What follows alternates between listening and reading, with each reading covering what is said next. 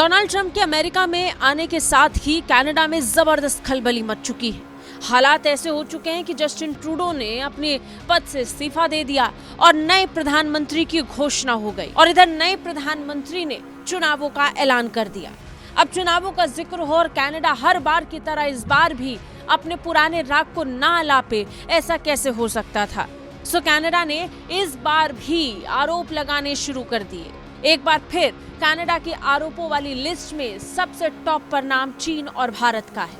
Canada का मानना है कि उसके देश में होने वाले चुनावों को प्रभावित करने के लिए चीन और भारत बड़ी भूमिका निभा सकते हैं। बता दें 24 अप्रैल को कनाडा में आम चुनाव होने वाले हैं और इससे पहले ही कनाडा ने भारत का नाम लेकर रोना शुरू कर दिया।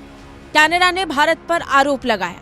कनाडा ने कहा कि भारत चुनावों में हस्तक्षेप करने का प्रयास कर सकता है क्योंकि दोनों देशों के बीच संबंध अब तक के सबसे निचले स्तर पर पहुंच चुके हैं। समाचार एजेंसी रॉयटर्स के मुताबिक कनाडा की खुफिया एजेंसी ने यह दावा किया है कि भारत और चीन आगामी कनाडा के आम चुनावों में हस्तक्षेप करने की कोशिश कर सकते हैं। रिपोर्ट में दावा किया गया है कि रूस और पाकिस्तान भी ऐसा करने की कोशिश कर सकते हैं। बड़ी अजीब बात है कि प्रधानमंत्री मार्क कार्नी ने सत्ता संभालने के साथ ही जल्द चुनावों का ऐलान कर दिया।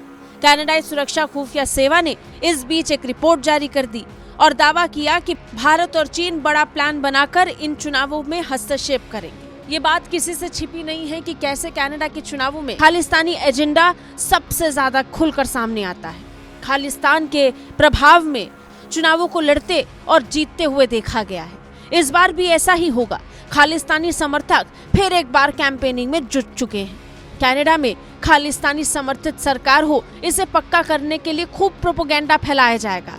अब उसे ढकने की कोशिशों में जुट चुका कनाडाई सुरक्षा खुफिया विभाग अलग अलग तरीके के दावे कर रहा है। चीन को लेकर खुफिया विभाग का दावा है कि वो आर्टिफिशियल इंटेलिजेंस का इस्तेमाल करेगा।